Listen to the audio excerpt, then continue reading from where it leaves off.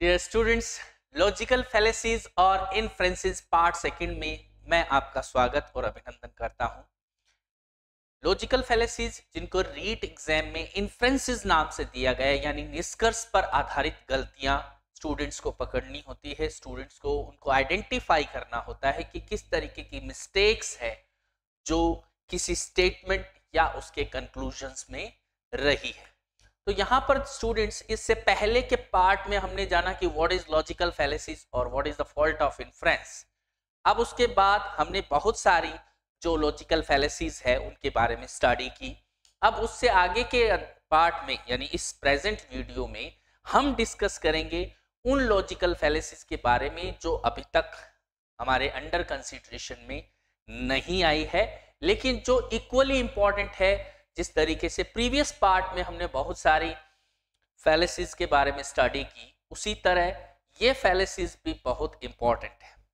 तो आगे बढ़ते हैं स्टूडेंट, लॉजिकल फैलेसीज और इनफ्रेंस पार्ट 2 में, और देखते हैं कि कौन कौन सी फैलेसीज है जो अभी हमें कंसीडर करना है। यस, नेक्स्ट जो है फैलेसी हैस्टी जनरलाइजेशन। यहां पर देखिए स्टूडेंट, हैस्टी का मतलब होता है जल्दबाजी।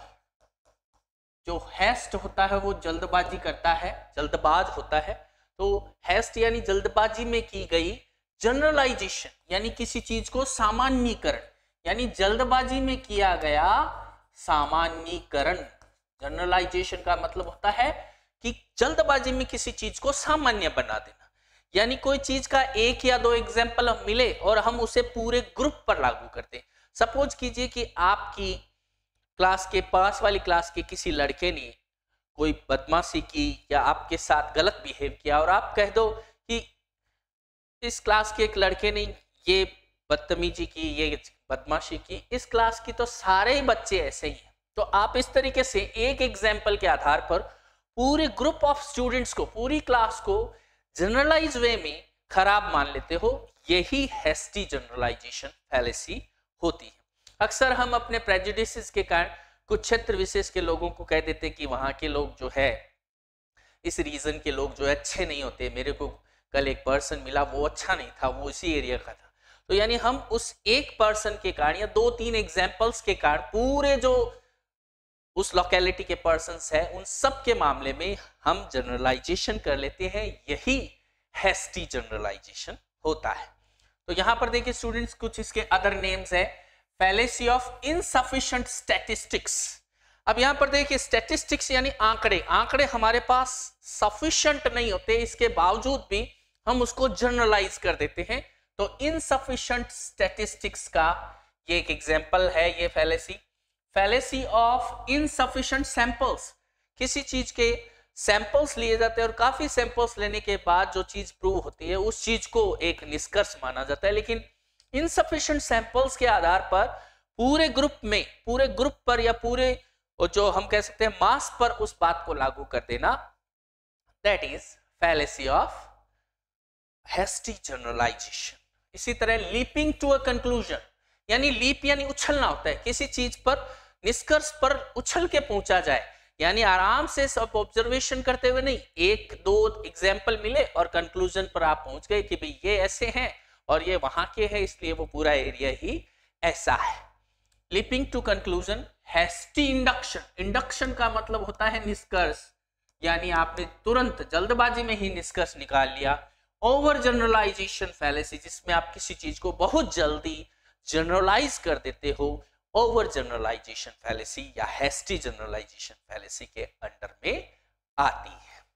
अब आप देखिए स्टूडेंट, इसका मीनिंग जैसे कि मैंने आपको बताया कि 1-2 सैंपल्स या हम कहते हैं कि 1-2 स्टैटिस्टिक्स के आधार पर, जिसकी मात्रा संख्या ज्यादा नहीं है, उसके आधार पर हम पूरे ग्रुप या दूसरे उससे रिलेटेड कोई भी लोकेलिटी या रीजन को ही जो है खराब या अच्छा मान लेते हैं। तो ये लॉजिक में इस तरीके की गलती जो है वो हैस्टी जनरलाइजेशन कहलाती है। The hasty generalisation fallacy is basically making a claim, यानी इसमें क्या हुआ, एक ऐसा क्लेम किया जाता है based on evidence that is just too small, जो उन सबूतों पर, उन एविडेंस पर आधारित होती है जो सबूत बहुत ही स्मॉल होते हैं, बहुत ही थोड़े होते हैं, यानी हम कह सकते हैं इनसफिशिएंट स्टैटिस्टिक्स या सैंपल्स होते हैं जिनके आधार पर हम इंडक्शन तक हैस्टी इंडक्शन कर लेते हैं, तुरंत निष्कर्ष पर पहुंच जाते हैं। Logically we can't make a claim and say that something is true if we have only an example or two as evidence. Logic कहता है कि किसी चीज को सही या गलत साबित करने के लिए उसके अगेंस्ट काफी ऐसी एविडेंस हमारे पास होने चाहिए, एक दो एविडेंस से काम नहीं चलता। तो यहां पर ये कहते हैं logically we can't make a claim, तर्क कहता है कि हम क्लेम नहीं कर सकते और ये चीज की कोई चीज ट्रू है if we have only an example or two, अगर उसके सबूत के रूप में, एविडेंस के रूप में हमारे पास एक दो एग्जाम्पल ही है। तो यहां पर as small samples will tend to be unrepresentative, क्योंकि स्मॉल सैंपल्स जो है, थोड़ी जो सैंपल है वो क्या होंगे, अनरिप्रेजेंटेटिव होंगे, वो सही चीज को रिप्रेजेंट नहीं करेंगे, वो सही स्थिति को रिप्रेजेंट नहीं करेंगे। अब आप समझिए कि किसी गांव की दो लड़कियां या किसी गांव के लड़के लड़कियां पढ़ रहे हैं, तो इसका मतलब ये नहीं कि आप भारत के सारे गांवों पर लागू कर दो कि भाई ये गांव देखो इतना ज्यादा जो है एजुकेशन में आगे बढ़ गया है, इसका मतलब भारत के सारे गांव ही जो है एजुकेट या लिटरेसी में इसी रेट से बढ़ रहे हैं।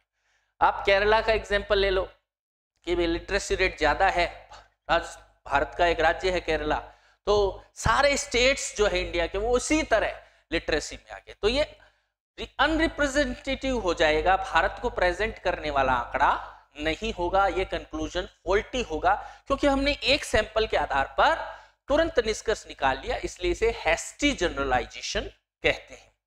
People often commit hasty generalization because of bias, prejudice, laziness और sloppiness।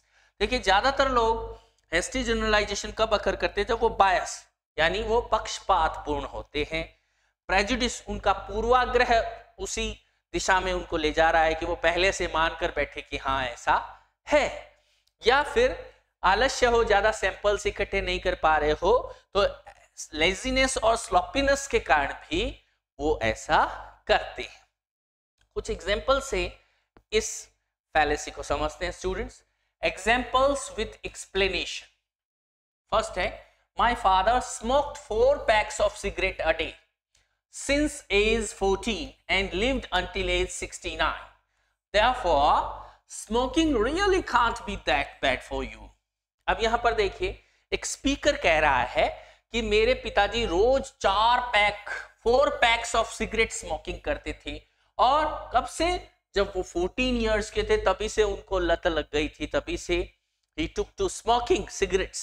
तो उनको स्मोकिंग करने की आदत पड़ गई थी और उन्होंने अपनी उम्र जो है इतनी 69 इयर्स जी, वो 69 इयर्स तक जीवित रहे। इसका मतलब है कि स्मोकिंग उतनी बुरी बात नहीं है या उतना हेल्थ को नुकसान नहीं पहुंचाता जितने के लोग कहते हैं। अब यहां पर देखिए मिलियंस ऑफ पीपल, या हम कह सकते हैं कि मिलियंस ऑफ पीपल जो लोग हैं उसमें उसने केवल एक सैंपल लिया अपने फादर का, उसने स्मोकिंग करने वाले हजारों लोगों को की स्टडी नहीं की, बल्कि एक एग्जाम्पल से एक कंक्लूजन पर लीप कर गया, उछल कर चले गए कि स्मोकिंग ज्यादा खराब नहीं है। ज्यादातर लोग जो किसी आदत को कर रहे हैं वो अपनी आदत के सपोर्ट में से 3-4 लोगों के एग्जाम्पल रखते हैं कि देखो वो स्मोकिंग करता है, कोई स्मोकिंग करने वाला पर्सन कहेगा देखो वो स्मोकिंग करता है, कितने साल जिया, देखो कितना 69 इयर्स का ओल्ड होकर मरा वो देखो उसके दादाजी देखो 99 इयर्स के हैं, स्मोकिंग करते हैं। इसका मतलब स्मोकिंग से कुछ फर्क नहीं पड़ता, लेकिन वो भूल जाते हैं कि यहाँ एक दो रिप्रेजेंटेटिव करके वो हैस्टिली उस आइडिया को जनरलाइज कर रहे हैं। तो यहां पर देखिए इट इज एक्सट्रीमली अनरीजनेबल, यहां पर ये बात जो है पूरी तरह अनरीजनेबल है एंड डेंजरस भी है to draw a universal conclusion about the health risks of smoking by the case study of one man. केवल एक आदमी की हेल्थ की केस स्टडी से, यानी जो स्पीकर के फादर है उनकी एक की हेल्थ की स्टडी से और स्मोकिंग से उनके रिलेशन के बावजूद उनकी लंबी उम्र से हम ये कंक्लूजन नहीं निकाल सकते कि स्मोकिंग से कोई नुकसान होता ही नहीं है, क्योंकि थाउजेंड्स ऑफ पीपल ऐसे हैं जिनकी लाइफ जो है स्मोकिंग के कारण अलग अलग फैटल डिजीजेस की गिरफ्त में आ गई और उनको अपनी जिंदगी से हाथ धोना पड़ा। तो यहाँ पर स्पीकर ने हैस्टी जनरलाइजेशन किया है, अपने केवल जस्ट फादर या ग्रैंडफादर कुछ एक लोगों की स्टडी से पूरी आइडिया को जनरलाइज कर दिया कि स्मोकिंग से कोई नुकसान नहीं होता है। दूसरा एग्जांपल देखते हैं student. Some teenagers in our community recently vandalised the park downtown. तो यहाँ पर एक स्पीकर कह रहा है कि कुछ टीनेजर्स जो थे, किशोरावस्था के लड़के थे हमारी कम्युनिटी में, उन्होंने तोड़फोड़ कर दी सिटी पार्क में, वैंडलाइज्ड पूरा तोड़फोड़ कर दिया, या हम कह सकते हैं कि अव्यवस्था कर दी, डिसऑर्डर कर दिया। Teenagers are so irresponsible and destructive. Teenagers जो होते हैं वो वास्तव में इररिस्पॉन्सिबल होते हैं, उनको कोई जिम्मेदारी का भाव नहीं होता, और डिस्ट्रक्टिव होते हैं, विनाश करने वाले, यानी किसी चीज को क्रिएशन करने वाले नहीं बल्कि खत्म करने में विश्वास करने वाले होते हैं। अब यहाँ पर देखें, टीनेजर्स के किसी सर्टन ग्रुप ने कोई जो है हम कह सकते हैं वेंडलाइजेशन का काम कर दिया, तोड़फोड़ कर दी, लेकिन इसका मतलब ये नहीं है केवल उसमें 5-10 बच्चे रहे होंगे जिन्होंने कोई कारण से कैसे वो भी परिस्थितियों को जाने बिना उनके ऊपर ये आरोप लग गया। अब इस बात को पूरे टीनेजर्स पर लागू कर दिया गया कि टीनेजर्स के बच्चे जो होते हैं, टीनेजर्स जो होते हैं वो वास्तव में ही इररिस्पॉन्सिबल और डिस्ट्रक्टिव होते हैं। तो केवल 10-15 बच्चों के एक ग्रुप से पूरी जो टीनेजर्स है उस पर जनरलाइजेशन करके इस बात को लागू कर देना हैस्टी जनरलाइजेशन कहलाता है। तो यहां पर एक्सप्लेनेशन देखिए student. In this case the conclusion that all teenagers are bad, कि सारे के सारे टीनेजर्स जो है वो बैड है, बुरे होते हैं, is based on limited evidence. केवल कुछ सम टीनेजर्स 10 to 15 हाईएस्ट रहे होंगे, तो उस पर लिमिटेड एविडेंस पर पूरे टीनेजर्स को ही जो है वो बदनाम कर देना या उनको इररिस्पॉन्सिबल और डिस्ट्रक्टिव बता देना निश्चित रूप से हैस्टी जनरलाइजेशन है। तो यहां पर in each case the conclusion is hasty and fallacious. इसलिए यहां पर जो निष्कर्ष निकाला गया है वो कंक्लूजन जो है वो निश्चित रूप से हैस्टी है और इसलिए ये स्टेटमेंट फैलेसियस है। तो यहां पर fallacy of hasty generalisation commit हुई है। आगे बढ़ते हैं student. Next fallacy is equivocation fallacy. देखिए स्टूडेंट, इक्विवोकेशन का मतलब होता है एक बात के डबल मीनिंग निकलना, एक बात को इस तरीके से कहना कि उसके डबल मीनिंग निकले, इस तरीके से भी सही है, इस तरीके से भी सही है, और स्पीकर किसी एक दूसरे अदरवाइज जो मीनिंग निकल रहा है उसकी तरफ ले जाना चाहता है, जो जनरल मीनिंग निकल रहा है उसकी तरफ नहीं ले जाना चाहता। तो यहां पर हैस्टी जनरलाइजेशन की तरह यहां पे एक फैलेसी होती है इक्विवोकेशन फैलेसी। अदर नेम्स है इसके डबल स्पीक। जैसे मैंने कहा डबल मीनिंग निकलते हैं एक स्टेटमेंट के, तो डबल स्पीक या सिमेंटिक इक्विवोकेशन। सिमेंटिक का मतलब होता है रिलेटेड विथ मीनिंग, यानी ऐसा मीनिंग निकलता है जो दो रूपों में डबल होता है। इसलिए ऐसी फैलेसी में किसी जो स्टेटमेंट होता है उसके डबल मीनिंग निकल सकते हैं और दोनों ही सही होते हैं, लेकिन स्पीकर इंटेंडेंटली जानबूझकर इस तरीके से बात करता है ताकि उसका दूसरा मीनिंग है वो निकले और उसकी कोई सेल्फिश एंड है, कोई स्वार्थ है वो पूरा हो जाए। तो यहां पर मीनिंग देखिए student, it is all about the meaning. देखिए स्टूडेंट, इक्विवोकेशन जो फैलेसी है वो मीनिंग, डबल स्पीक, डबल अर्थ निकलते हैं, इस पर आधारित है। Equivocation fallacies arise from the ambiguity of meaning. किस कारण से आती है? एम्बिग्यूटी ऑफ मीनिंग, मीनिंग की एम्बिग्यूटी के कारण। यानी एम्बिग्यूटी का मतलब होता है डबल, एक से ज्यादा अर्थ निकलना। तो ambiguity of meaning when a word or phrase is used with a different meaning or ambiguously, it creates a fallacy of equivocation. तो यहां पर देखिए स्टूडेंट, जब कोई वर्ड या फ्रेज इस तरीके से यूज किया जाता है कि इसके डबल मीनिंग निकल रहे हो, दोनों ही अपनी जगह उस रेफरेंस में सही भी हो, लेकिन ट्रुथ तो एक ही होता है, तो वहां पर जब डिफरेंट मीनिंग निकल रहे हो यानी एम्बिगुअसली डबल मीनिंग निकल रहे हो, ताकि लिसनर को जो दोनों मीनिंग्स के साथ जो है अपने झांसे में या अपनी बात में लिया जा सके, विश्वास में, कॉन्फिडेंस में लिया जा सके. It occurs when a word or phrase is used in one sense in one premise and in another sense in other needed premise or in the conclusion. ऐसा तब होता है जब वर्ड, जो सेम वर्ड जो है उसको दो अर्थ में लिया गया हो. सेम वर्ड या फ्रेज जो है एक प्रेमिस में, एक स्टेटमेंट में किसी एक अर्थ में आया हो, और दूसरे प्रेमिस या दूसरे कंक्लूजन में, दूसरे फैक्ट या दूसरे कंक्लूजन में वो किसी दूसरे अर्थ में फिट हो रहा हो, वही सेम वर्ड और फ्रेज. तो यहां डबल मीनिंग की स्थिति क्रिएट होती है. Equivocation examples found in real life situations, media and literature. Literature, media और रियल लाइफ की सिचुएशन में बहुत सारे ऐसी जो हम कह सकते हैं इक्विवोकेशन की फैलेसीज आती है. स्पेशली लिटरेचर में एक से ज्यादा अर्थ में एक ही वर्ड को प्रयुक्त करने पर पन जैसे लिटरेरी फिगर्स ऑफ स्पीच भी बनते हैं. लेकिन यहाँ पर ज्यादातर इक्विवोकेशन का मतलब दूसरों को थोड़ा धोखा देने या इल पर्पस के साथ उसका यूज किया जाने से. Examples with explanation. First example देखिए student, a drunk driver gets pulled over by a police officer. तो यहाँ पर आप देखिए स्टूडेंट, एक शराब पिया हुआ एक ड्रंक ड्राइवर है जिसको पुलिस ऑफिसर जो है पुल ओवर करता है, एक साइड में लेकर पूछताछ उससे करता है. विजुअली इनअब्रिएटेड.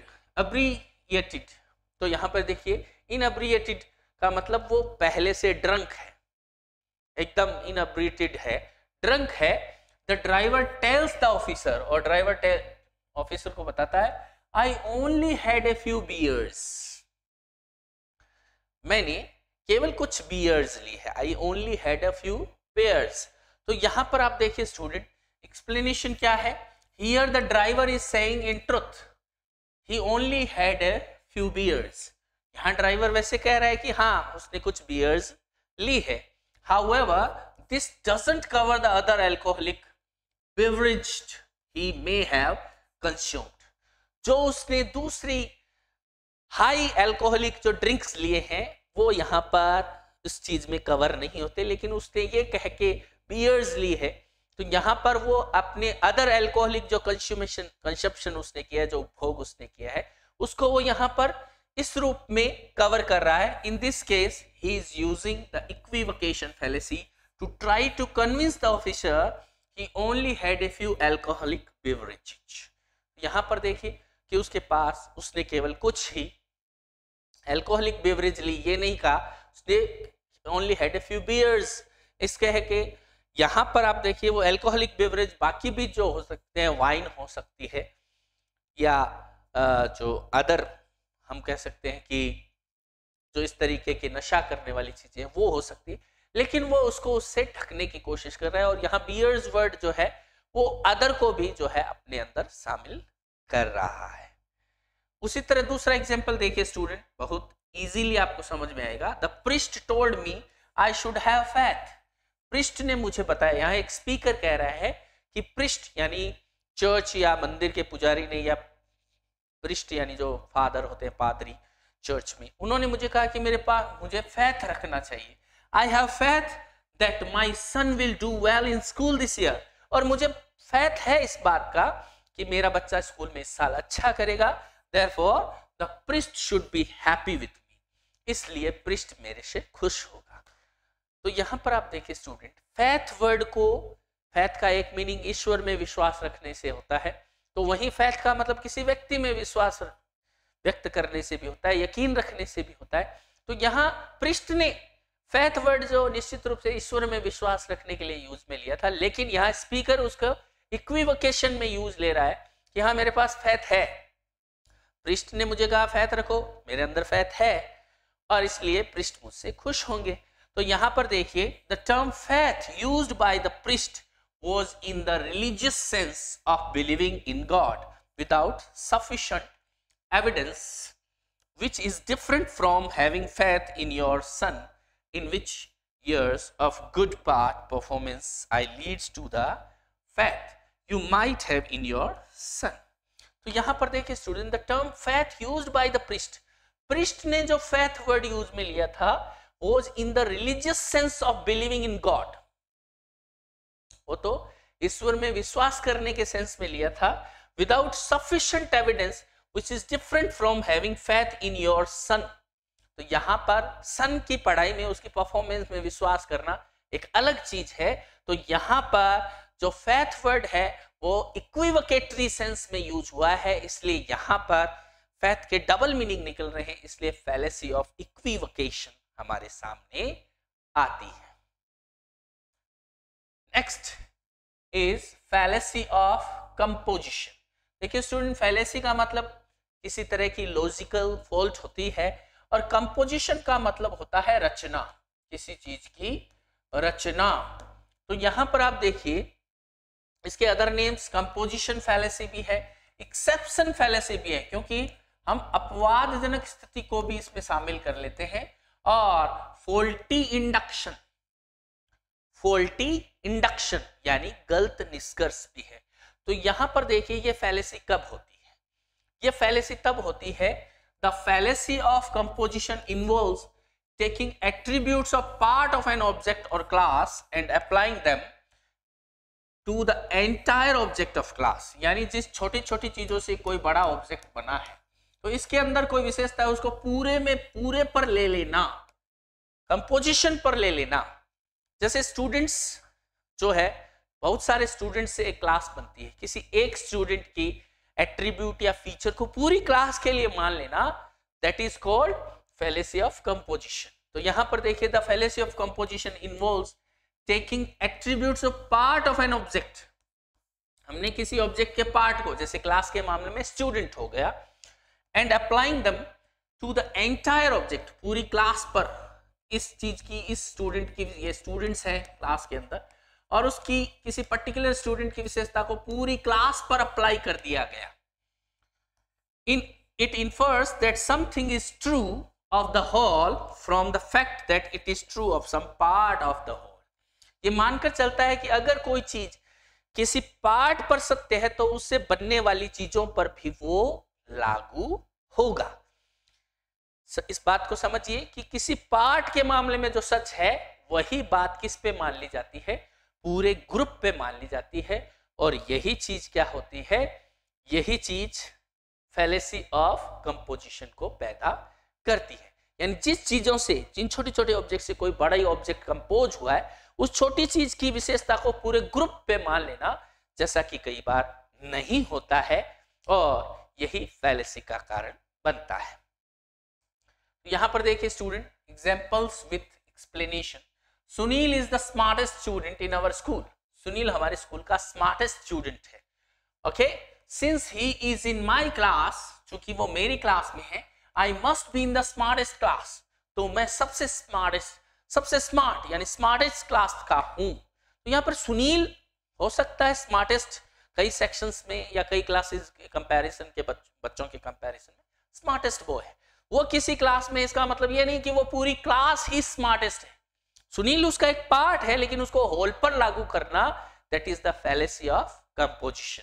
तो यहां पर देखिए, notice here that only one part Sunil is used to assume that the whole यानी पूरी class is what the single part is. जो सुनील अकेला है वही पूरी क्लास होगी, क्योंकि सुनील उस क्लास का एक पार्ट है, यानी स्मार्टेस्ट होगी.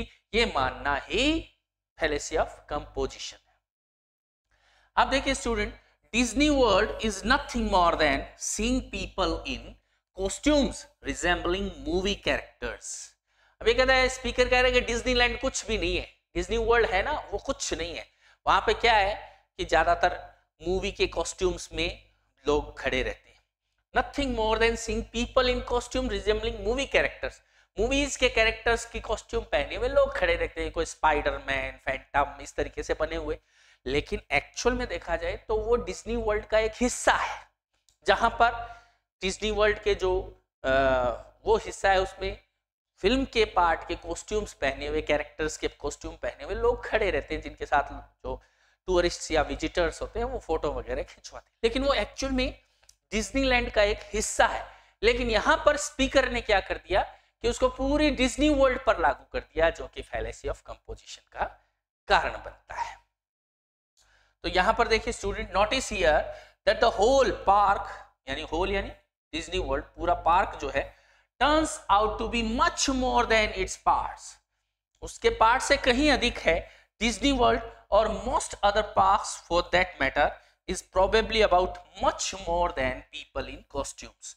तो इस तरीके के कोई भी पार्क हो, डिज्नी वर्ल्ड पार्क हो, वो उनका एक हिस्सा है कि वहां पर लोग फिल्मी जो कैरेक्टर्स होते हैं उनकी ड्रेसेस पहने खड़े, उस एक हिस्से में ऐसा है। बहुत सारे ऐसे हिस्से अलग अलग तरीके के जहां पर अलग अलग चीजें दिखती है, लेकिन आपने उस एक पार्ट को पूरे डिज्नी वर्ल्ड पर लागू कर दिया, जो कि फैलेसी ऑफ कंपोजिशन का एग्जाम्पल है। फैलेसी ऑफ डिवीजन, तो यहां पर देखिए स्टूडेंट, यहां उसका ठीक फैलेसी ऑफ कंपोजिशन का उल्टा होता है। यहां पर यह माना जाता है कि अगर कोई चीज किसी ग्रुप के मामले में सही है तो वो उसके अंदर की चीजों के बारे में भी सही होगी। तो यहां पर आप देखिए ऐसे कहा जाए कि ये सबसे अच्छी क्लास है, तो इसका मतलब ये हुआ, अब एक स्टूडेंट को कहा जाए ये भी स्कूल के सबसे अच्छे स्टूडेंट में से एक है, कोई जरूरी नहीं, सबसे अच्छी क्लासेस में भी कुछ न्यूसेंस क्रिएट करने वाले लोग हो सकते हैं। तो यहां पर पार्ट के मामले में जो सही है, सॉरी होल के मामले में जो सही है, होल के मामले में जो सही है उसको पार्ट पर लागू बना देना, क्योंकि डिवीजन का मतलब होता है हिस्सा, तो हिस्से पर लागू कर देना फैलेशियस स्टेटमेंट का कारण बनता है। तो इसके अदर नेम्स है फॉल्स डिवीजन, गलत तरीके का डिवीजन होता है, बल्कि विभाजन जो है गलत है, फॉल्टी डिडक्शन, गलत निष्कर्ष, और डिवीजन फैलेसी भी इसको कहते हैं। तो यहां पर कोई चीज होल पे जो लागू है उसी को पर्टिकुलर पर लागू मान लिया जाता है, और यही गलत होता है। तो यहां पर देखिए meaning, a fallacy of division is the error in logic. तो लॉजिक की एक एरर है, हमें पता है ये एक ऐसी एरर है लॉजिक में होती है, तभी तो फैलेसी है। तो यहां पर that occurs when one reasons, जब कोई ये बात का तर्क देता है, रीजनिंग देता है, that something that is true for a whole, जो पूरे ऊपर लागू है, होल पर लागू है, must also be true of all or some of its part, वो इसके पार्ट्स पर भी लागू होगी, आवश्यक रूप से लागू कर लिया जाता है, तो उसे कहते हैं फैलेसी ऑफ डिवीजन। आपको याद रखना है कि फैलेसी ऑफ डिवीजन जो है वो फैलेसी ऑफ कंपोजिशन का उल्टा है। फैलेसी ऑफ कंपोजिशन में जो हिस्से पर सही है, किसी पर्टिकुलर हिस्से पर सही है, उसको होल पर सही मान लिया जाता है, लागू कर दिया जाता है, जबकि यहां फैलेसी ऑफ डिवीजन में ठीक इसके उलट, जो होल पर सही है कोई बात, उसको पार्ट्स पर लागू मान लिया जाता है, और यही गड़बड़ी का कारण बनता है। इसके कुछ एग्जांपल्स से इसको समझते हैं student. Examples with explanation. Number 1, his house is about half the size of most houses in the neighbourhood.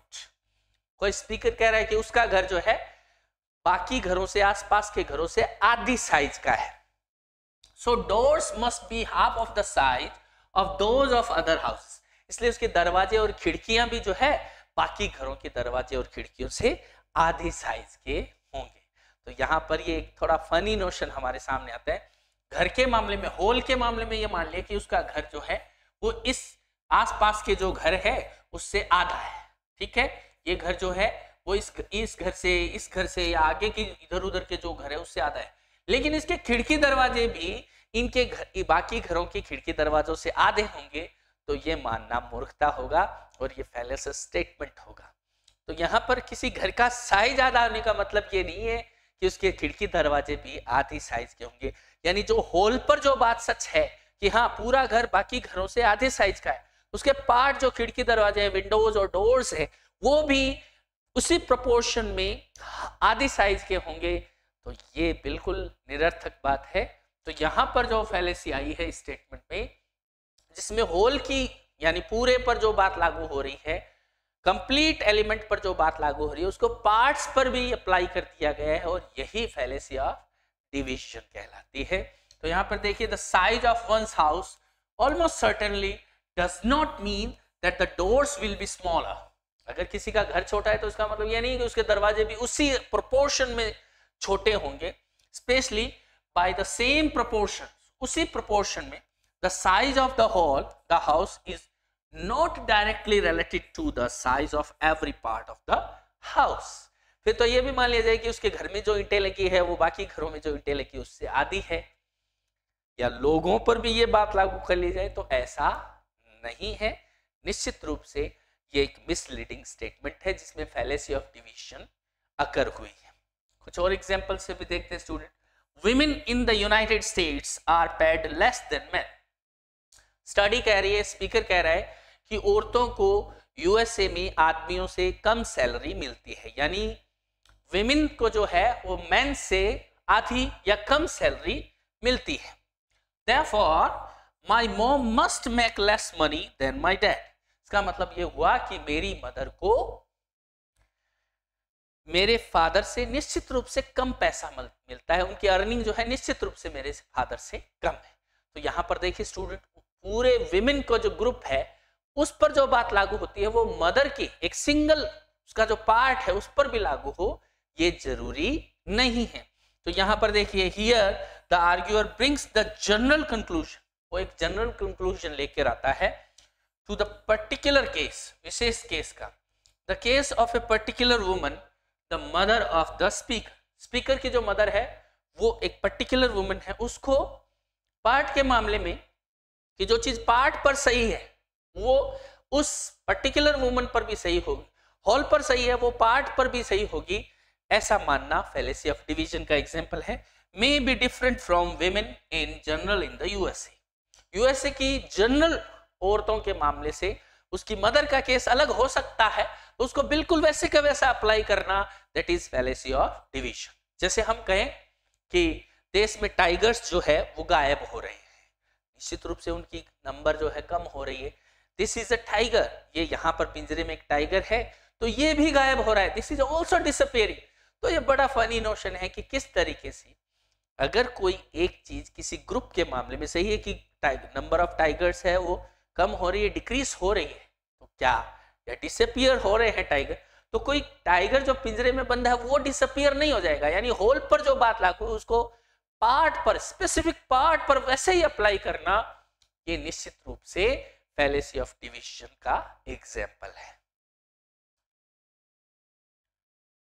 Fallacy of एम्फीबली, अब देखिए स्टूडेंट, फैलेसी ऑफ एम्फीबली इक्विवोकेशन की तरह है, लेकिन एम्फीबली का मतलब भी डबल मीनिंग से होता है, या हम कह सकते हैं कि इस तरीके का मीनिंग जो फॉल्टी होता है, लेकिन यहां पर जहां वर्ड की बजाय ग्रामर स्ट्रक्चर जो है उसकी बड़ी भूमिका होती है। स्टूडेंट, सेंटेंस को इस तरीके से रखा जाता है कि वो ग्रामेटिकल स्ट्रक्चर के कारण मीनिंग को समझने में दिक्कत होती है। जहां फैलेसी ऑफ इक्विवोकेशन में एक वर्ड के कारण, वर्ड को दो अर्थों में यूज लिया जाता है, वहां ग्रामेटिकल स्ट्रक्चर के कारण जब वर्ड के मीनिंग एक से ज्यादा निकले, जब सेंटेंस के मीनिंग ज्यादा एक से ज्यादा अर्थ में यूज हो या सेंटेंस के मीनिंग को समझने में दिक्कत हो, तो उसे फैलेसी ऑफ एम्फीबली कहते हैं।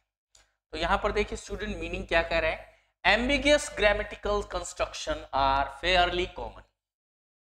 इस तरीके के ग्रामेटिकल स्ट्रक्चर जो एम्बिगियस होते हैं, जो डबल मीनिंग देते हैं, वो बहुत इंग्लिश में बहुत कॉमन है।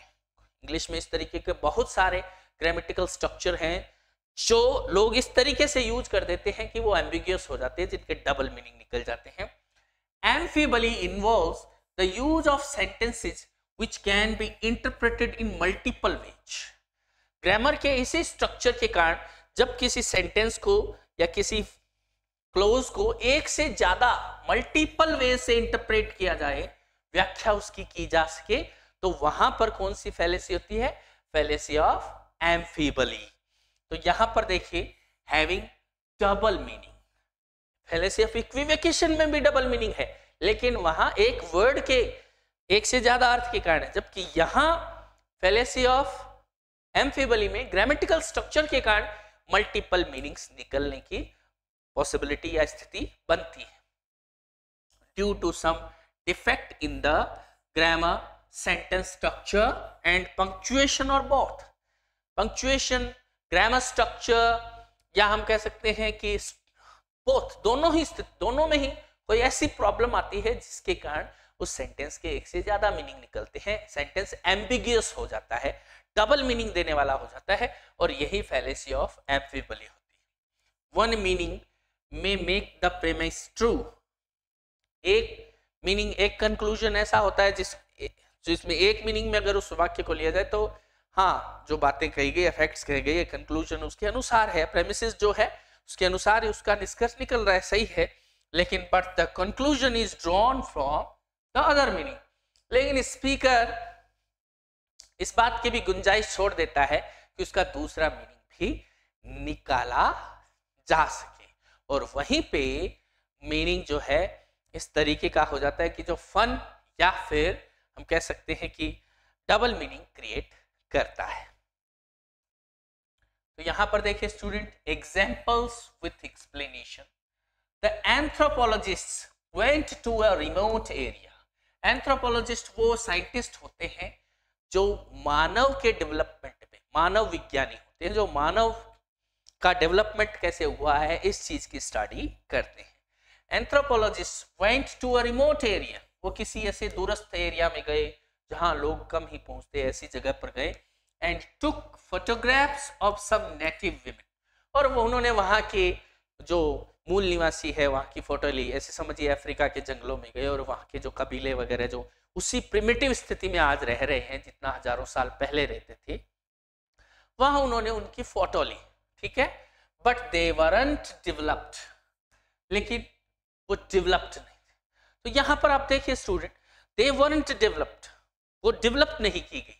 अब यहाँ लेकिन वो औरतें डेवलप नहीं थी या उन फोटोग्राफ्स को डेवलप नहीं किया गया, क्योंकि पहले जो है पुराने टाइम में जो रील वाला कैमरा होता था तो वहां नेगेटिव से पॉजिटिव को डेवलप करना पड़ता था, यानी रील से एक्चुअल फोटोग्राफ डेवलप करना पड़ता था। अब यहाँ डेवलप वर्ड के दो मीनिंग है, बट दे वरंट डेवलप्ड, वो डेवलप नहीं की गई। क्या नहीं, वो डेवलप नहीं थी या वो डेवलप नहीं की गई, औरतें, विमेन, या फिर वो फोटोग्राफ।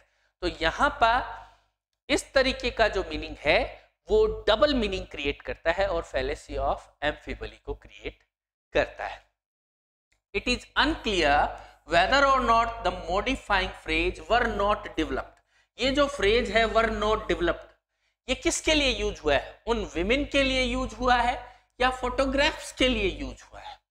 यहां पर दोनों में से किसी का से पता नहीं चल रहा है, दोनों ही अर्थों में ये बात सही हो रही है, refers to the photographs or the women. It is not clear, so it is giving double meaning due to faulty grammatical structure.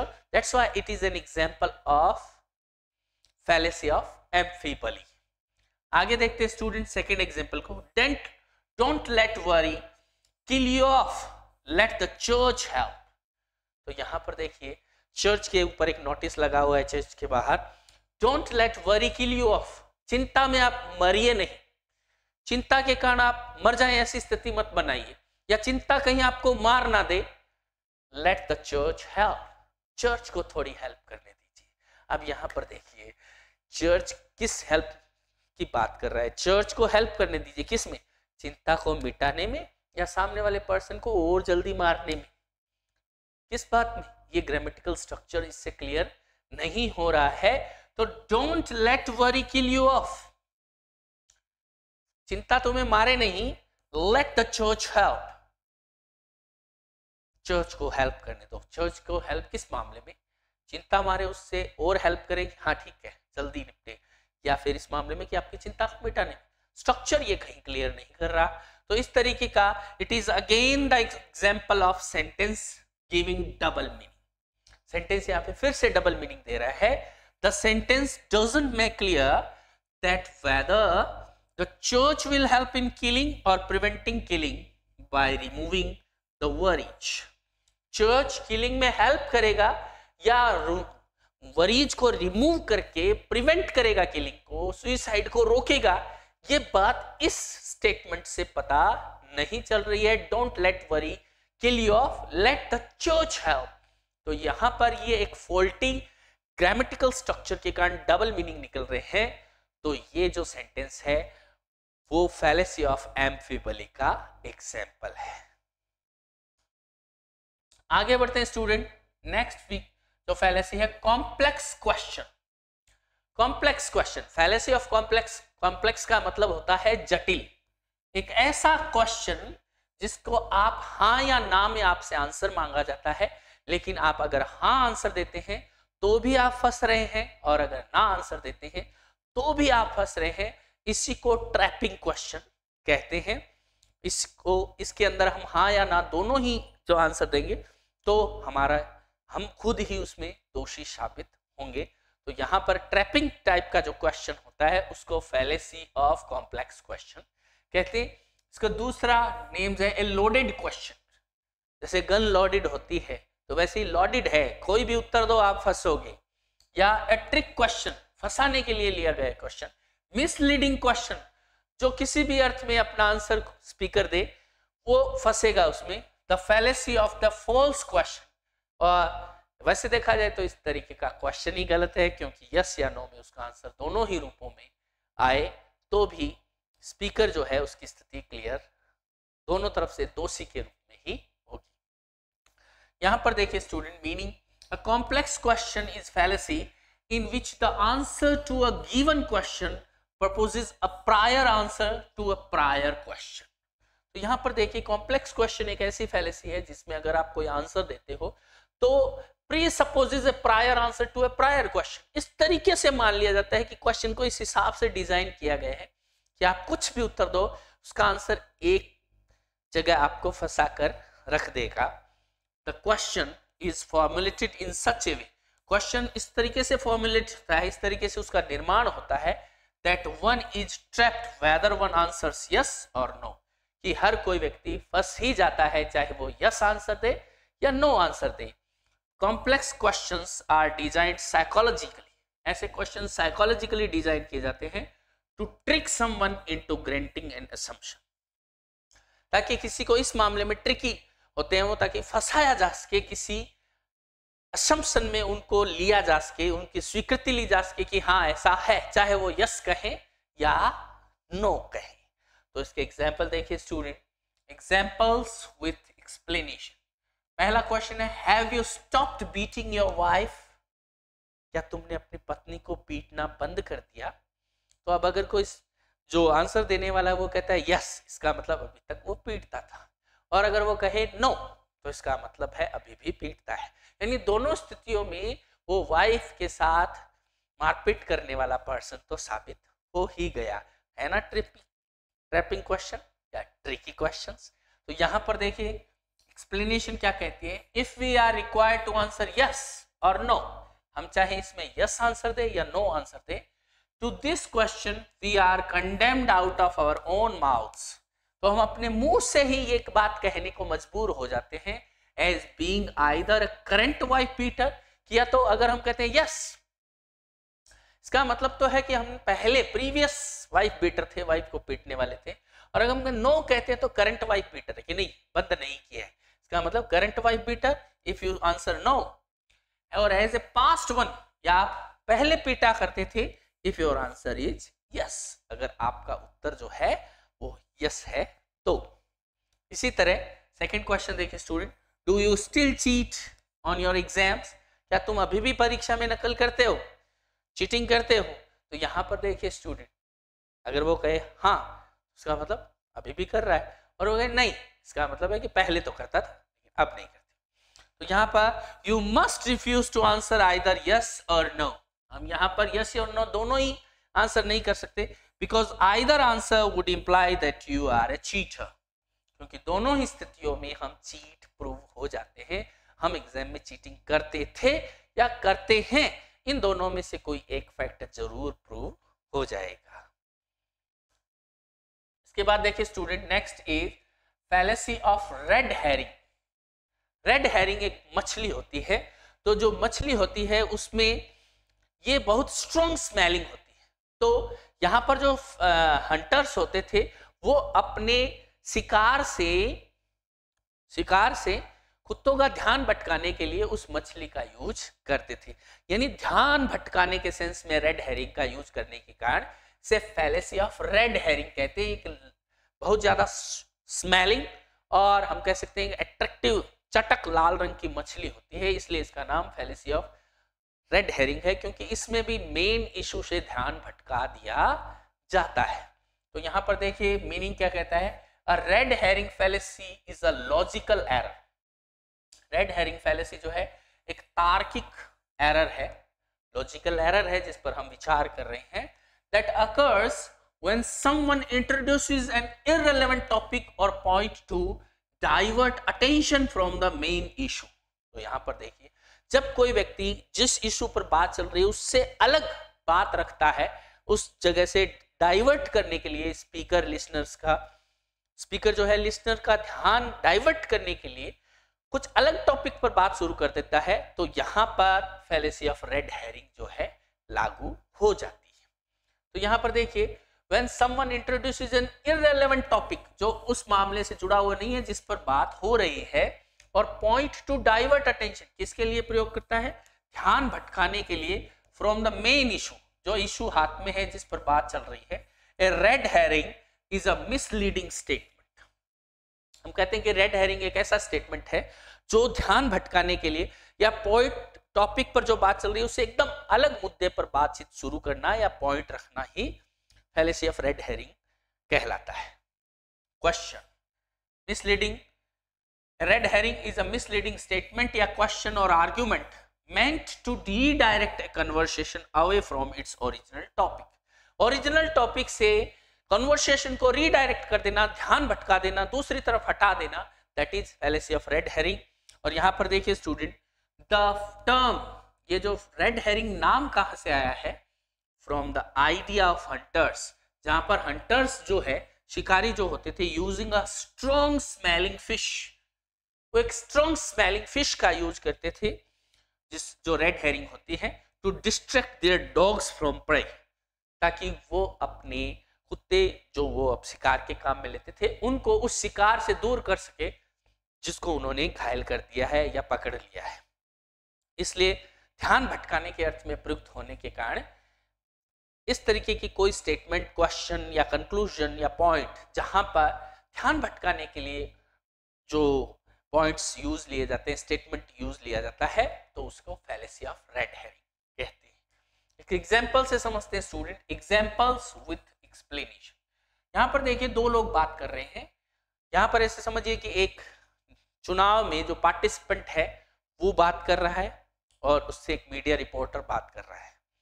तो यहाँ पर दोनों बात कर रहे हैं। आपने इस तरीके के एग्जाम्पल भारत के चैनल्स पे भी बहुत बार देखे होंगे, जहाँ एंकर कुछ पूछता है और जो स्पीकर होता है, जो नेताजी होते हैं, वो बात तो वहां से शुरू करते हैं लेकिन बात को घुमाकर दूसरी साइड में ले जाते हैं। तो यहाँ पर देखिए, candidate, our city has faced corruption issues at city hall for the past 3 decades. तो ये कहते हैं सिटी हॉल में जो असेंबली है उसमें बहुत सारा करप्शन होता है, हमारी सिटी ने इस बात को फेस किया है। How do you plan to combat corruption in city government?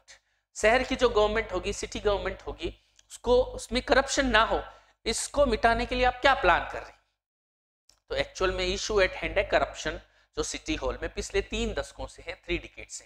तो यहाँ पर पार्टिसिपेंट क्या कहते हैं, I have a multi step plan for combating corruption.